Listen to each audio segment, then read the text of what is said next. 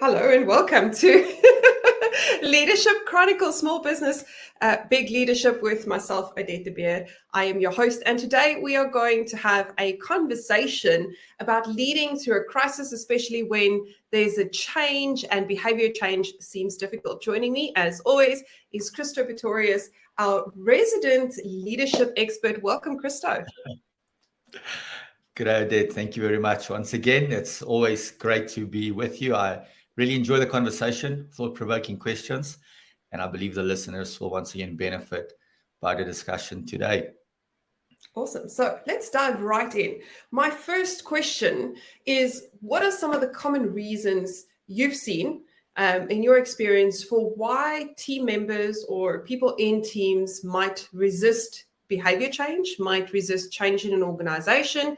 And what are some of the things that we need to keep an eye out for, even when they understand the reason for the change or the benefit for the change? Yeah, I think a very good question, first of all.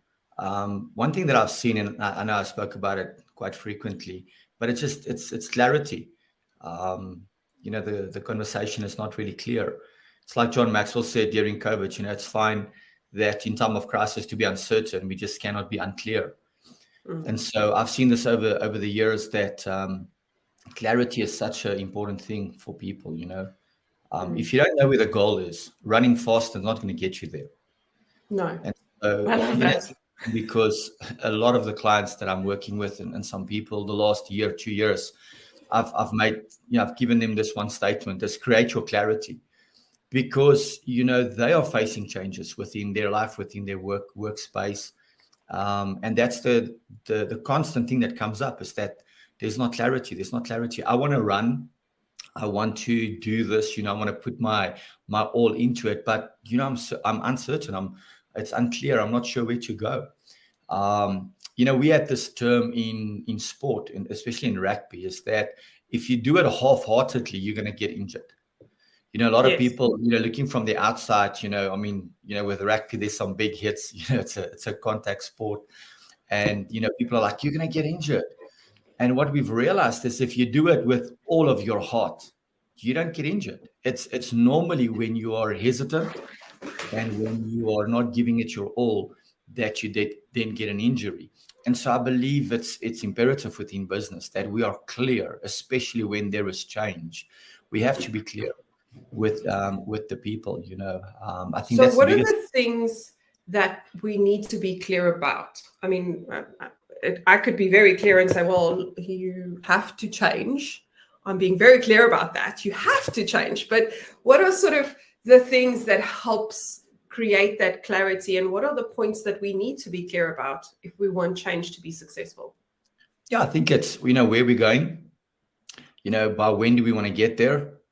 Who's going with us, what's the reason, it's those type of things, it's not just about where we're going. And I think that's where maybe leaders miss it, is that let me give you the vision and, go figure it out.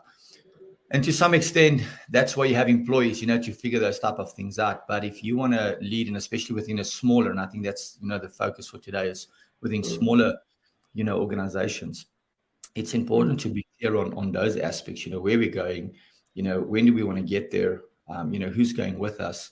Like, what's the boundaries? In what aspect are we gonna? Are we allowed to make these changes, or where can I think out of the box within this decision making that we are embarking on? And then that's important, Odette, that I've also seen over the years, is that sometimes we're not even sure about the clarity where we want to go, and then there's constant changes. We constantly change, what we said we wanted to do. And that creates, so much distortion within an organization. If you've made a decision to change, then stick to the change and go for it. But, changing and wanting to, do something else here, and it's not going to work, let's try this. You got to be clear on what we want to do, where we're going to go, and then give it a shot. You have to give yourself then, 6 months or a year or 2 years, depending on, the situation that you want to go on, So I think if that answers the question, you've got to be clear on multiple aspects, It's not just what we want to do, but who's going with us. That's an important thing, because in an organization, and I mean in life, life is built on relationships, and Yes. I can perform and I can do the task because I have the backing of people that are above me, or the people that are working with me, or people Correct. that I can delegate to. And sometimes when we do changes, we change that dynamic as well without even Mm, realizing. And then the person that needs to initiate or needs to run with a certain project does not have the resources in relationships and in the people that they used to work with. So it's mm, vitally important that we understand who's going with us, where we're going, when we mm. want to get there. Those elementary principles that we've become accustomed to, that we sometimes just miss. I love that you say that, because if anyone has been listening for any amount of time, there would have been conversations we've had where I talk about the head, heart, hands concept. You have to connect with the heart of the person before you can influence their thinking, before you can determine or drive what their hands do, their behavior. And I think something that fits into this clarity concept is what's in it for the person that's got to make the change.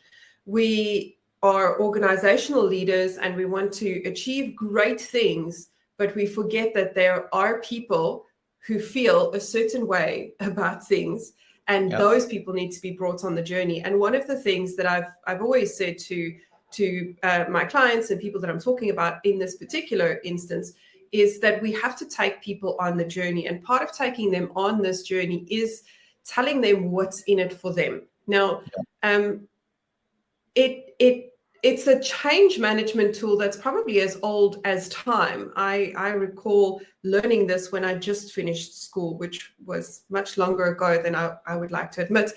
And the reality is it hasn't changed.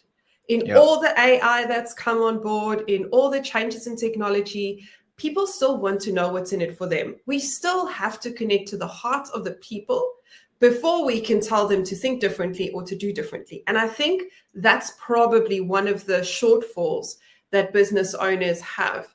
They know that they want to achieve something, and obviously their heart is in the business, otherwise they wouldn't be doing the business.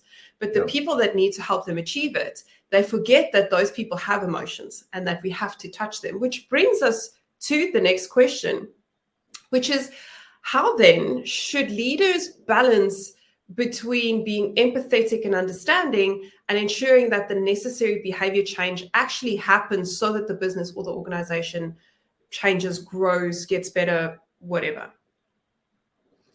Yeah, I believe if you deploy empathy towards the people that you lead, you're going to see behavior change. There's a great saying that says the best form of forgiveness is change behavior. Yes. So I truly believe that if you deploy empathy, you're going to see a change in behavior. If that person doesn't change, if you truly have a culture of empathy, then maybe that person is not, the right fit within that position or within your culture, and then as a leader, you need to make the tough decisions, whether or not this person is going to be part of the journey moving forward, and I mean, I'm absolutely not a big person on cutting people and letting people go, because I do believe that every person has that ability to change, and if they fit into the culture in the beginning, why not take it till the end. But if you deploy that empathy and you truly have that culture, I believe the necessary changes will take place for behavior within those individuals.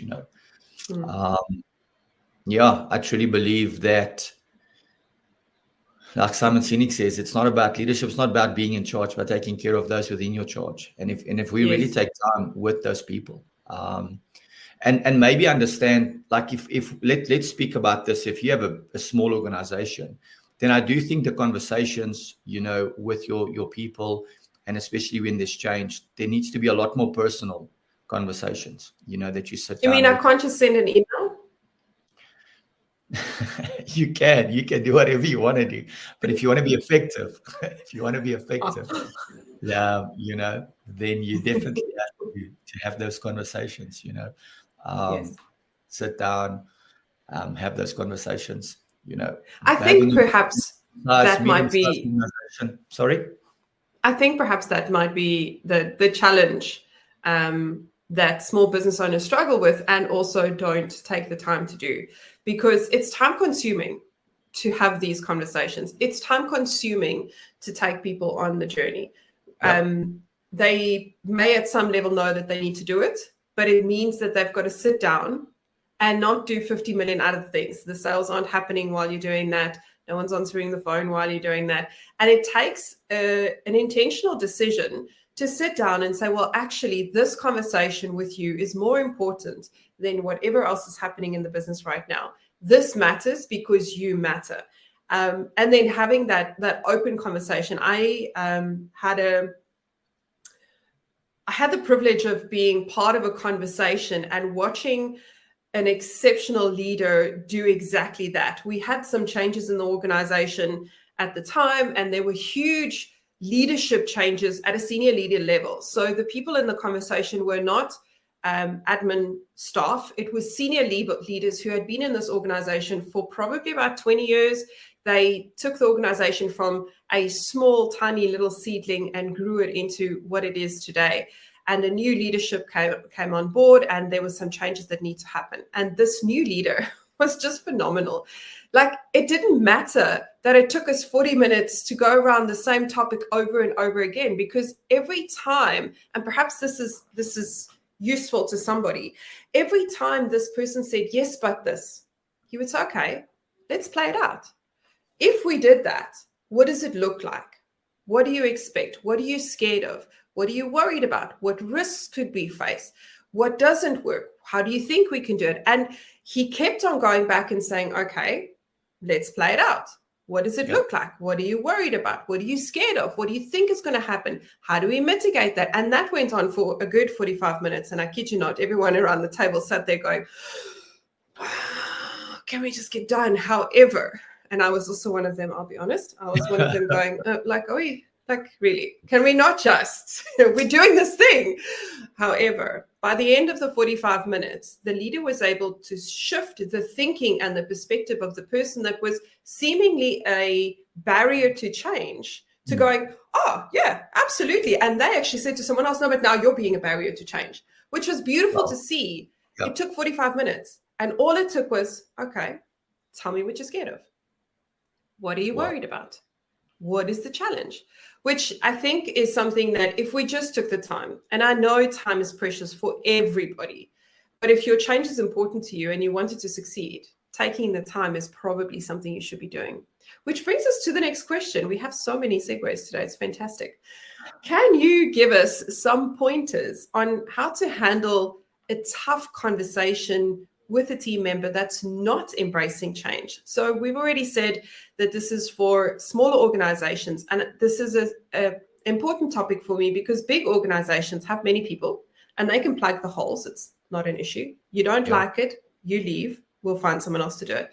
But smaller organizations, small businesses, entrepreneurs, mom and pop shops generally don't have millions of people that can just plug the holes. So it could very well be that this person that is being the barrier to change is also the only person that can do the job at the moment. So how do we handle that conversation? Yeah, maybe I'll answer from two ways. If you have already a relationship with that person, you got a very good relationship. It's been built over time. Then for me, I will just approach it by, I'll take the person out of the scene, or out of the office. Take them to a different place. Just get him out of the environment, and just sit him down and find out, how's he doing, or she, how are they doing? Just from a personal perspective, family, friends, because there's always a reason why people why people resist. And so that would be my type of style, to take them offsite. I've done this many times, and just start asking questions about them, about their life. First of all, that catches them off guard completely because they are already expecting you're going to lay down the law. Yes. And now you take them away from work. So it's not even about work. So they're like, okay, what's this about? Then you start asking them all these questions about how they're doing, which is then, like I said, it just catches them off guard. But then when they realize that you're really serious, you are you're really deploying empathy towards them. You're really interested in who they are. They tend Mm. to open. And Yes. I would probably say 80, 90%, if not every single time, it was then easy to discuss the problem, later when we get back to the office, because this person has opened up, and I've now realized it's not just the resistance because they don't want to. It might just be that they're unclear, or it might be that they're holding on to something because they were part of establishing that within the organization. And for them, Mm. it's that, we're changing something. It's like you are breaking down what I have built. Yes. So having that conversation with them and, really taking them out of the situation really has bear a lot of fruit for me, in the way that I handle and work with people. If you maybe don't have that initial, relationship, or maybe you're not the type of leader that, sits down and, gets involved in people's personal lives. So I want to find out how they're doing. You're all about the bottom line, which I get, because there are people like that. I think it's important to drive down, a couple of things. Is you got to be clear about your expectation. You got to keep the communication constant. And you got to be candid. I think it's really important. I heard Jack Welch said this many, many years ago, that if you have to fire an employee and that employee is surprised, he says you're the problem. Yes. It's your responsibility to have conversations with people over the months and the years, in order for them to always know where they stand, and then to realize Yes. that people don't fit in. So then obviously you got to be candid with them, and then you got to keep that conversation open. You constantly have to Mm. keep the conversation open. To quickly just It's jump on what you said earlier yes. about, it takes time to sit with people. You know what takes more time? Looking for new ones and training new people. You Or know, fixing the things they broke because you didn't take the time to speak to them. yeah, that's true. Absolutely, that's so I true. saw I saw a clip of Vusi Tembakwayo speaking not too long ago. I can't tell you exactly when. I saw the clip, and he was saying that there is no such thing as bad soldiers, only bad generals. And I So, must be honest, I loved it. I think actually you may have shared it. And I looked at it and I thought, you know what, that is 100% true. Because yeah, if you are a leader, it's your responsibility to set the tone. It's your responsibility to set the pace and to be clear, like you said in the beginning, in a time of uncertainty. And if you cannot do that, then people get iffy. They tell themselves stories. We all do that. I do that. When I'm uncertain about something, I make up a story. Yeah, it must be because so and so. Not the case, but I've made up a story because there's no other information available. So my brain has to find a way to make yeah, sense of the situation. And it's so true. If we as leaders could just be clear, we don't even have to sugarcoat it. Like, I get that we have to be sensitive in how we relay messages, but the reality is people are not looking for sugarcoating. They yeah. want to know where they stand. Nobody wants to wake up wondering, oh, gee, am I okay? Does my boss like me? Am I doing a good job? All of those things you've just mentioned just creates anxiety. And Mm, the reality is it creates stress. Now, another one of my favorite topics is neuroscience. And when the brain is in stress, the brain cannot think clearly.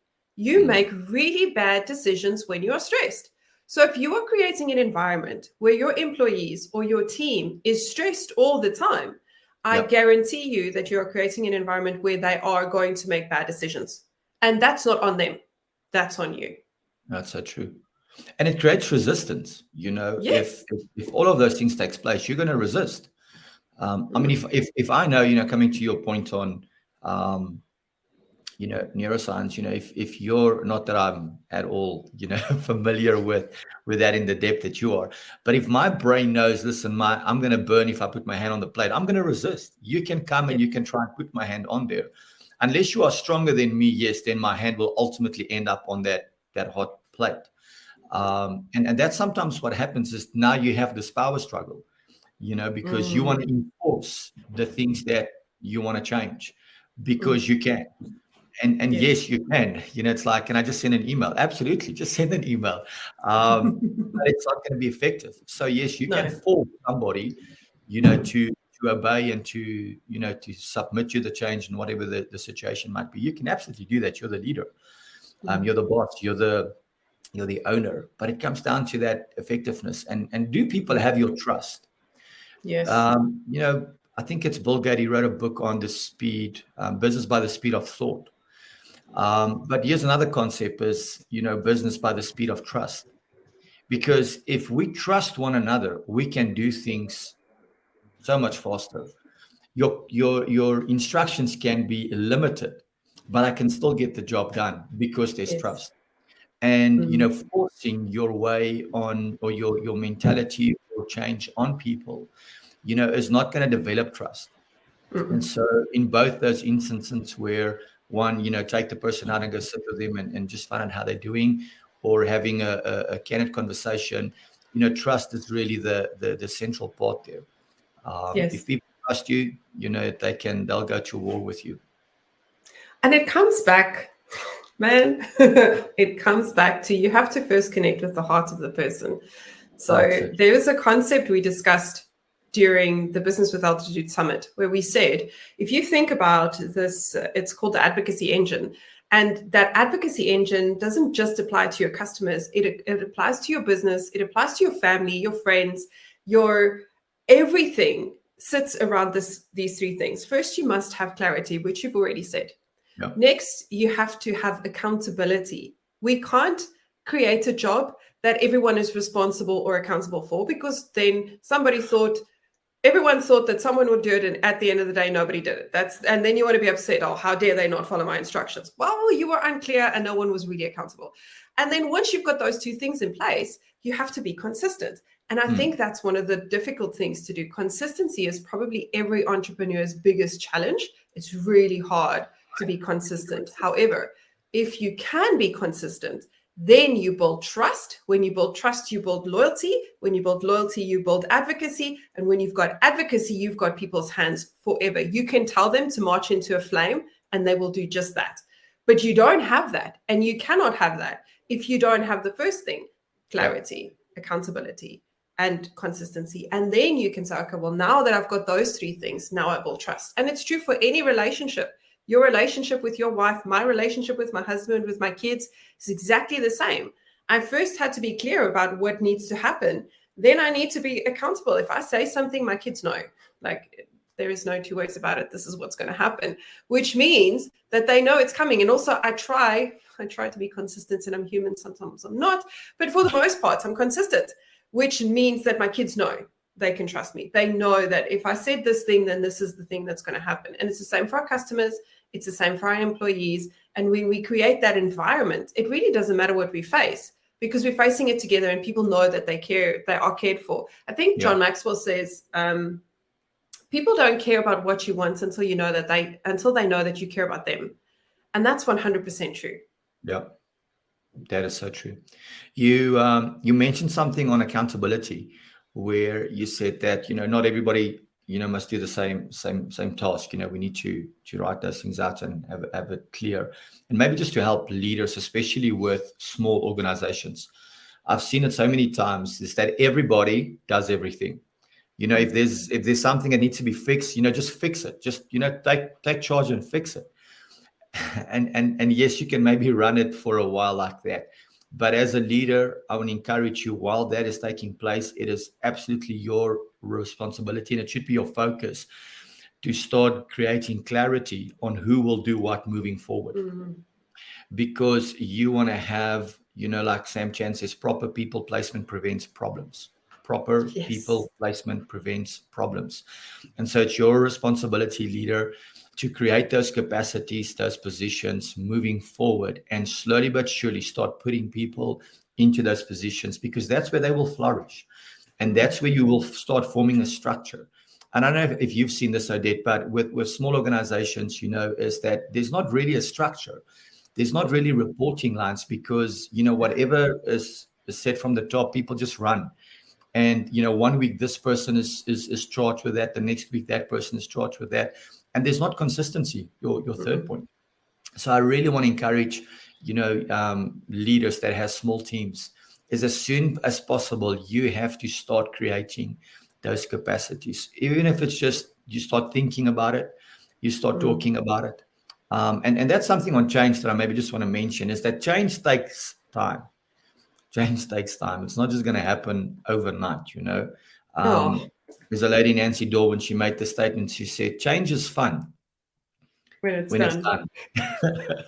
You know, so, but it's going to take time. But once again, you know, time is precious. Even more so, you know, let's take the time that we need in the beginning to set it up right. My mother-in-law's got this amazing saying. She says, things don't go wrong, things start wrong. Things don't Whoa. go, things start wrong, you know. And I had to personally look in my life, you know, we went through a situation, and That's that's where my good. mom made the statement, you know. And then I really had to do a lot of introspection, is to say, okay, you know, where did things start wrong? Because it's easy to say, yeah, things just started going wrong. No, things was wrong all along. You know, we just haven't seen it. We were easy to patch it up. And Sure. so once again, leader, try and set up, you know, your company. You have the vision, you have the idea where you want to go. You might not have all the people, all the positions, but start plotting those things out, planning those things out. And the moment you realize and see that certain people have the capacity, you start putting them into those positions, and you will see how the organization will start to grow and flourish. That structure is so important. And then just lastly on consistency that you spoke about. I listened to a podcast yesterday. I can't recall who was hosting it, but they made the statement. They said that out of all the podcasts that starts out, 90% of those podcasts don't go past the first episode. Oh, wow. 90% don't go the first episode. Then of the 10% that do more than one, only 90% of them, or 90% of them don't go past the fifth episode. And they said, you don't even have to be good. You just have to be consistent. Um, I love and it. when they said that, I was like, you know, very interesting. That is such an interesting concept, because I mean, I do listen to different people on podcasts, and you always look at them and like, yes, these guys have got hundreds of thousands of followers. You know, they're great, they're amazing, but not realizing in the bigger scheme of things, you know, they are only a small, minute percentile of people that have actually been successful, you know. Same type of thing with golf. You know, I like to play golf. I don't see myself as a real good golfer, but I do like to play.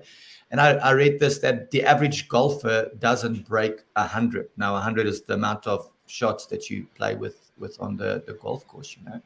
And I mean, my average round is like anything from 80, 85. Then I realized, well, I'm more than above average. But when you go to the course, you don't think that like I'm a half decent golfer. So just that consistency is so key. You will become better. Everybody will become better. When nobody starts off great, just be consistent. Just be consistent. I love that. There's something you mentioned, the building capacity and allocating people in a structure, which is another one of my, I'm really passionate about that. When you create the structure, you also have to create the systems, because systems create freedom, but you can't create those systems, you can't create freedom if you don't have the structure. So if you feel like, I want my team to be jack of all trade and master of none, that's fantastic, but you will never scale your business. Your business will never grow because you never create the capacity, putting people into a structure, so that you can create the system, so that you can systemize, become efficient, start understanding what works, what doesn't, and actually drive excellence. Because you know what? Excellence doesn't come from doing multiple things. Actually, excellence comes from doing the same thing That's over true. and over and over and over and over and over and over until you like get sick of it, but you continue doing it. And the other thing about successful business is that successful business must be boring for the owner. If your business is not boring, if you are fighting fires, you're doing it wrong. Because if you've systemized it and you've empowered your team to do what they need to do, then your business no longer becomes an environment where you have to continuously fight fires. Now, I'm not saying that there won't be times where you have to fight fires. Obviously, there will be. But if that's the norm, if you're always putting out fires, you're doing it wrong. I want you to clarify this. You say systems create freedom. Yes. Because I've heard so many business owners and leaders, they want things to be fluid because, then we can move faster. Systems are going to slow us down. Structures are going to slow us down. So when you mentioned, I made a note, I wrote it down. I'm like, I like that. Systems create freedom. So maybe just because I'm sure, there needs to be more than one person that's listening to this that are saying, systems doesn't create freedom. That's not what I've heard. That's not the culture that I've been part of. So just explain it. I absolutely agree with you on that 100%. And especially if you want to scale, it comes down to your systems and your structures. So maybe just, give us the concept of, or where it even started, just a phrase that systems create freedom. I'm a process engineer by trade.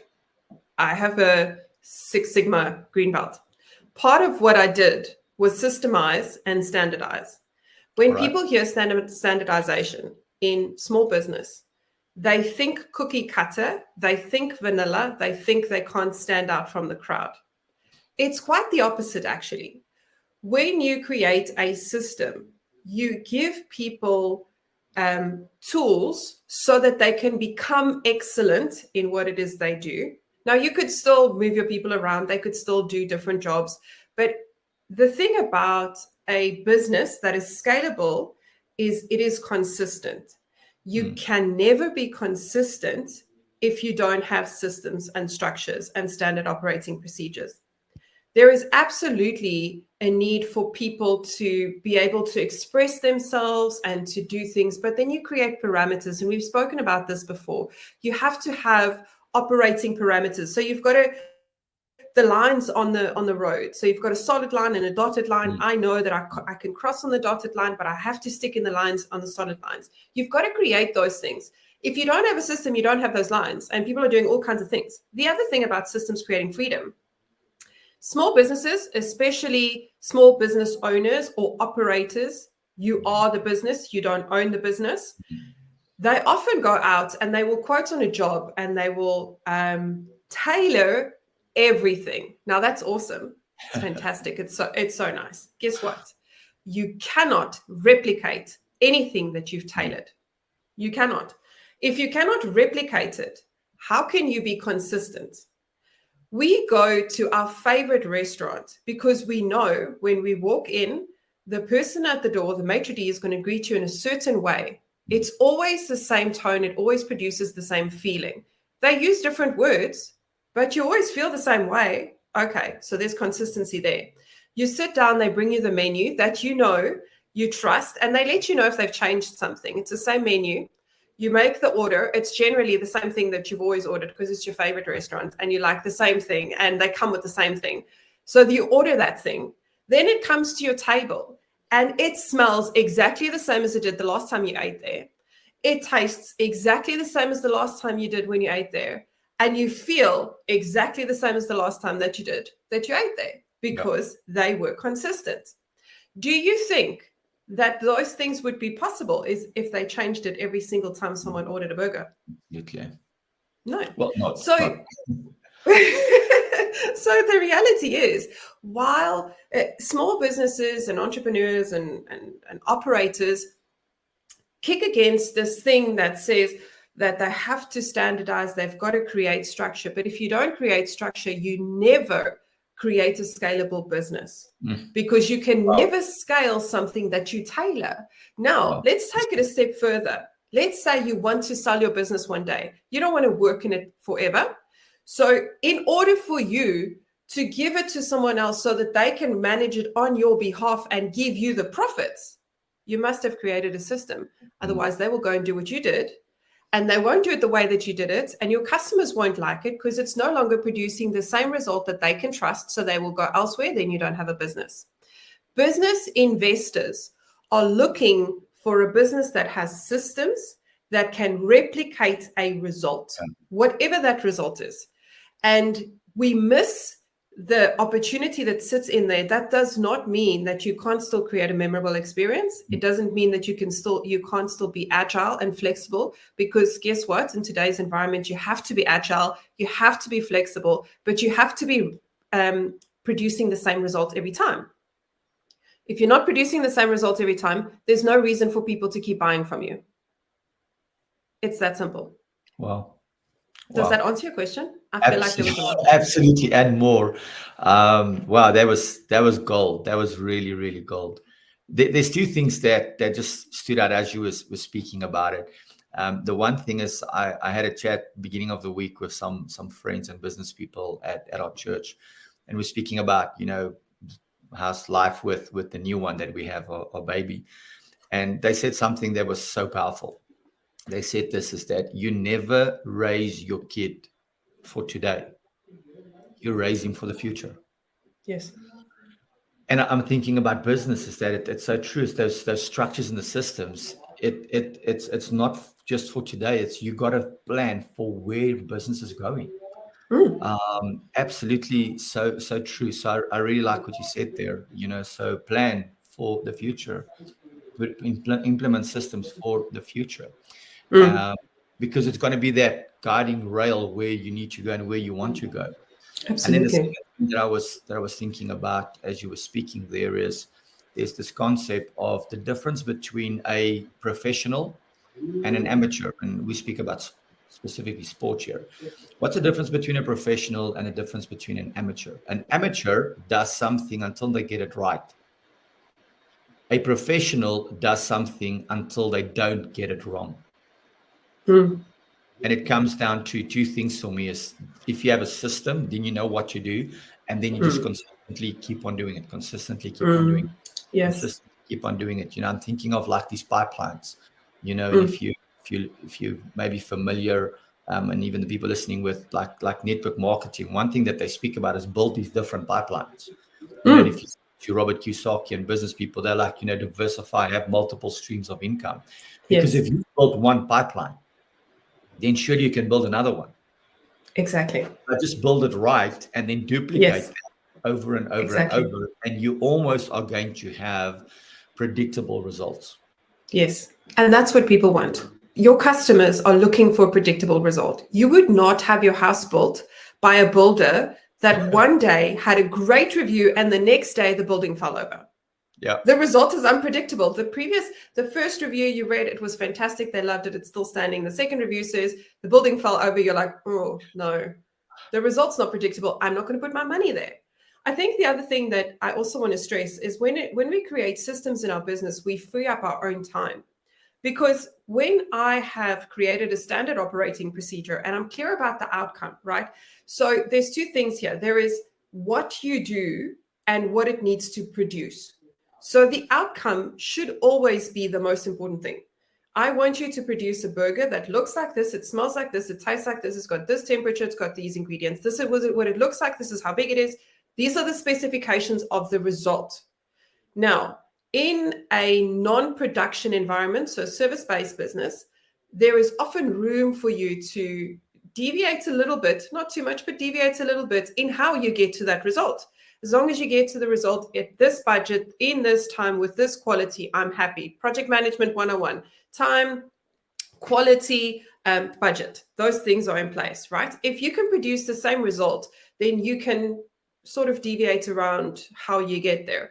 But if you've created a standard operating procedure and you've trained, very important, you've trained your people in that standard operating procedure, they no longer need to ask you 50 million questions about how this thing needs to be made.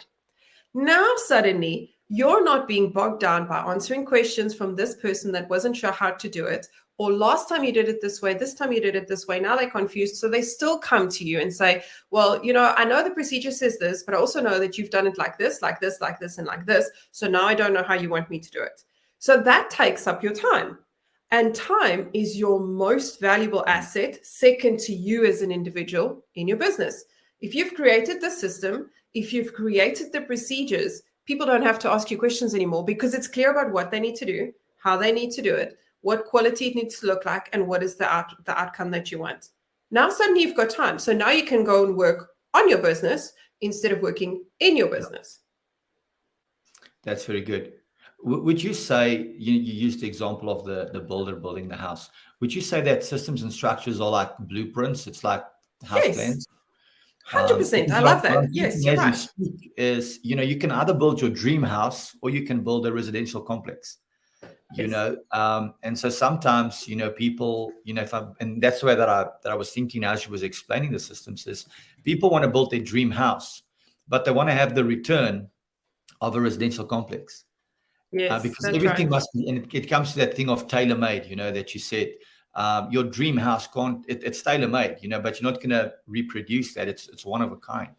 Exactly. So would you say it's almost similar? Like that's the way people should Absolutely. maybe look at it. That I want to have blueprints within my business. That's why I need systems and structures. Yes. And that is what investors are looking for. Now, I know none of you listening to this are currently in the space where you want to sell your business. But in 10 years' time, 20 years' time, when you're tired of running the business, you want to sell it or you want to create a legacy. If you don't have a blueprint in place, no one will invest in your business.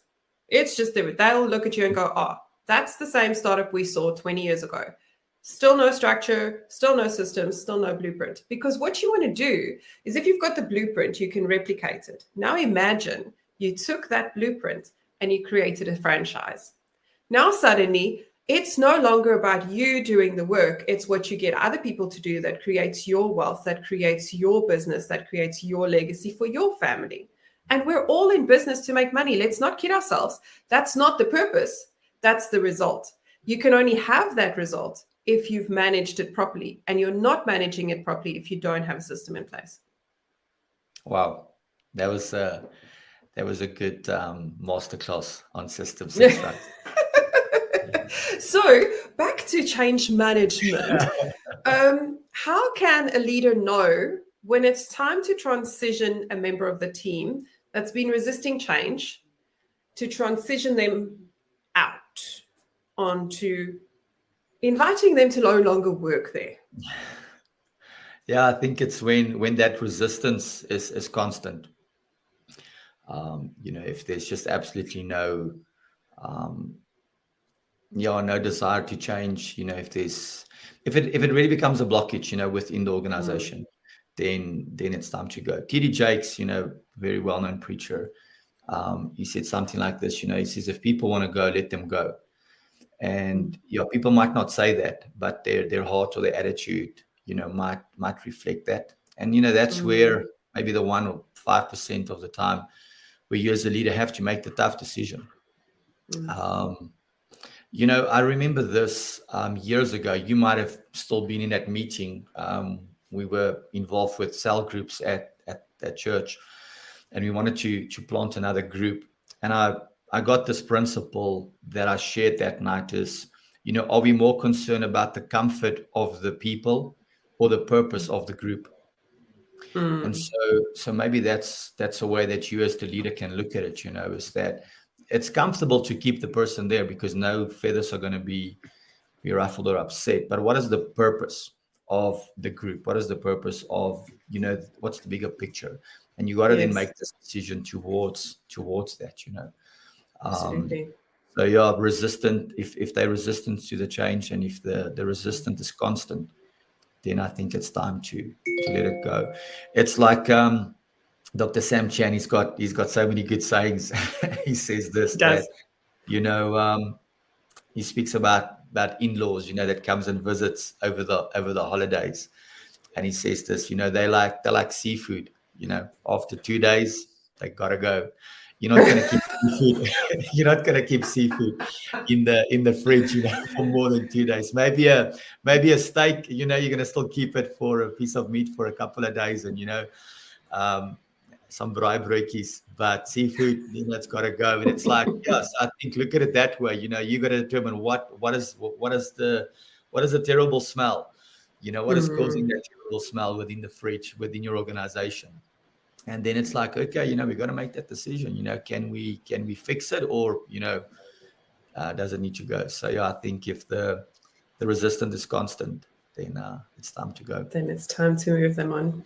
How On you that do it note, is important. How you do it is well, you mean I can't just say, okay, you're fired, Donald Trump style? you can, once again, you can, but I don't think it's the right way. Well, certainly not here in Australia. You cannot.